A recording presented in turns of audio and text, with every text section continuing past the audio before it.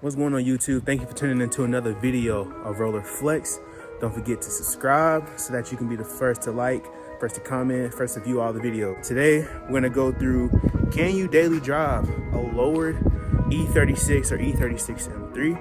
And I'm also gonna speak to a little garage update with the M5 and a little update with the M3. As you know, the power steering reservoir, the whole system needs to be changed out. I plan on changing that on this channel. But ECS tuning is screwing me. They haven't sent it out yet. They keep pushing back the date, but that's probably COVID related or whatever. So let's get to the video. Update with the M5. It's been cleaned, washed, and sitting in the garage for the past few weeks now. I posted on my Instagram page, right here somewhere, that I was selling the car to plan for a future car. And this is something that was discussed in earlier videos. Future car, by the way, I'm actually going to be saving all of 2021 to get a potential supercar. So I've kind of like lined that out. I wanted to have the car sold by in the first quarter, which is the end of March. After the car is sold, I can start a hard save and eventually save up to purchase that first supercar before I even buy a house, but that's neither here nor there. I kind of took that from Stradman. So yeah, the car has been sitting in the garage, clean, everything is good, and I haven't driven it at all for the past couple weeks. Sad, but it's what I have to do. Along with that saving, I also have the E36 M3. I plan on cleaning that up and making it as clean and pristine as possible. You guys know from past videos the different things that need to be done to it to make it 100% health, 100% clean. Hope that I don't have to sell this as well to get that supercar, because that would break my heart. I freaking love this car. It's ridiculous, and that's what I'm going to get into with today's video. Another update: power steering reservoir. I know there's a lot of wind noise that needs to be replaced, so that's going to get replaced on the channel. Full piece of information: I love wearing hats and my shade combo with the do-rag. This is a new hat. If you guys have watched my previous videos, the hat is from Arturo Rose. If you like it, the link's in the description below. It's not a paid promotion, he's just a good friend. So, you know, I like to up my friends when I can. That's just how I am. And yeah, description below. Now, on to the purpose of this video. Can you daily drive a lowered, or at the same time, not a lowered, but you know, emphasis on the lowered. Most time you get this car, you're gonna lower it. So a lowered E36 or E36 M3.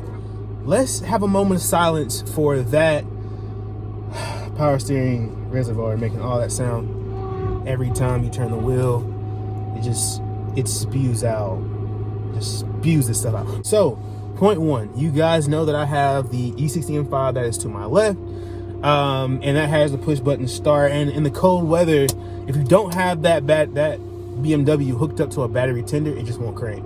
You can press the button, you're gonna have to sit in the car, let the battery charge back up, and then the car will crank, and it's the most annoying thing ever. And this car, every morning, I twist the key, turn the key, immediately cranks. So that's gonna be on the reliability standpoint.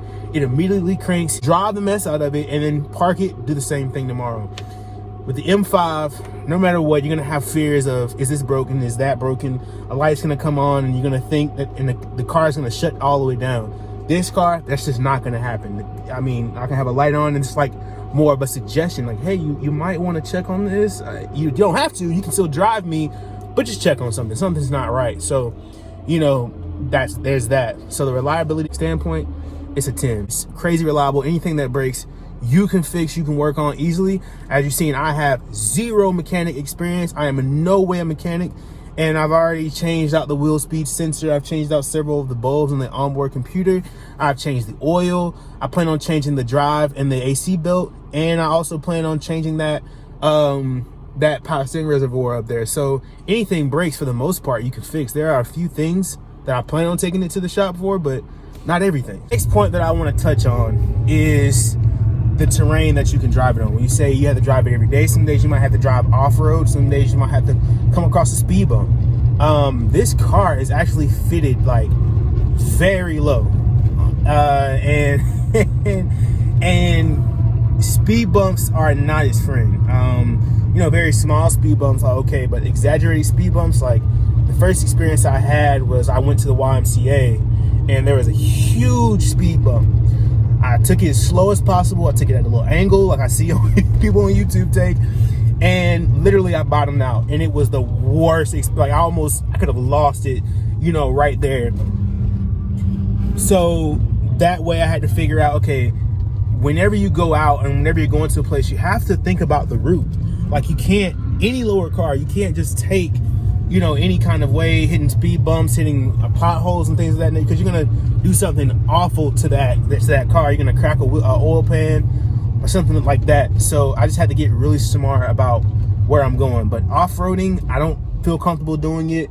And crazy speed bumps, you just have to find your way around. Maybe there's space to go around the speed bump, or there's another route that doesn't have speed bumps. So that is a drawback.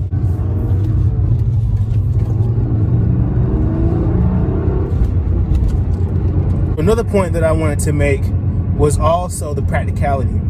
Practicality would have to do with, you know, rear trunk space, rear seat space. With a coupe, I rarely ever count it as a 4-seater. It's always a 2-seater with me. There's never been anybody in the back seats. You could probably get your baby and put him or her in the back seat. And it's a pretty fun car, I guess, for that. But you're not going to be able to fit anybody realistically back there, and I've never tried it, and neither do I want to try it. I mean, I'm going to keep it as a 2-seater and move that way. I count those extra seats as like grocery holders. The trunk space is decent, but it's not the M5. The M5 is like a sedan, and this is a coupe. So practicality, I give it maybe about a 6 out of 10. Just you driving it over rough terrains and things of that nature, it's just gonna be really rough. If you have a glass of milk and ice, you're gonna make a milkshake. Like it's gonna shake you up and beat you up kind of hard. And that's where the M5 is kind of like, you know, it's kind of love in the way that you don't have to worry about all the bumps and the bruises that come with it. You can go fast and you can tighten up the suspension if you want. But this car, I want to say, is, you know, a lot more, I guess, raw. So the practicality, it would get maybe a 6 out of 10. It's not too bad, but yeah, there's that. I also want to touch on like today's standpoints in terms of, you know, what we have to be comfortable in a car. In '98, when this car was made, this was kind of like state-of-the-art equipment. You had onboard computers and stuff like that. Whereas now you need a full-fledged flat screen TV in your car to work your navigation. And this car simply doesn't have that. So if you wanted to daily drive this, I don't know in terms of if you need all that stuff. I don't need it, and I just purely enjoy the car. This would be a perfect car, I say, for like a teenager or someone getting their first car, maybe high school, or somebody getting a car that's a car enthusiast in college, or even if you're, you know, more in your adult years in the 20s. It's a really good car for anybody. I don't know why I'm trying to lay that out, but I'm not going to try to get into all the things I love and hate. I'll make another video about that. But as for if you can daily drive this car, summary is daily driving a lowered E36. You can do it. It's reliable, but you just have to know where you're going in the terrain and who's going to be riding with you. It's a 2-seater, not a 4-seater. It can fit groceries, but it's not going to want to take speed bumps, and you're going to risk splitting your oil pan if you hit it too hard. So that's pretty much that. But I love this car. It's a great daily driver. Thank you for tuning in. Don't forget to like, comment, and subscribe. I'll be easy. Hold it down. Thank you for tuning in. Peace.